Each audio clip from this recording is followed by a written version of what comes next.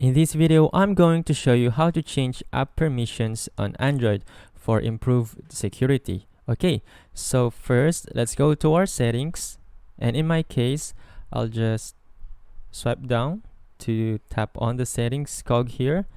And once you're in the settings, and take note that our user interface might be slightly different. So let's tap on apps and notifications, and then see all 96 apps, or see all apps, and then choose which app you want to change the permissions to.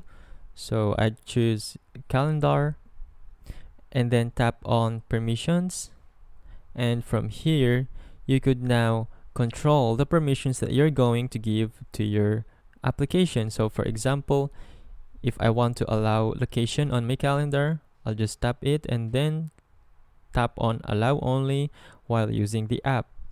And the same is true for any other apps you have in your phone.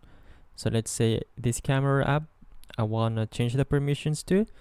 So if I don't want it to record through my microphone, I'll just tap it and then deny it.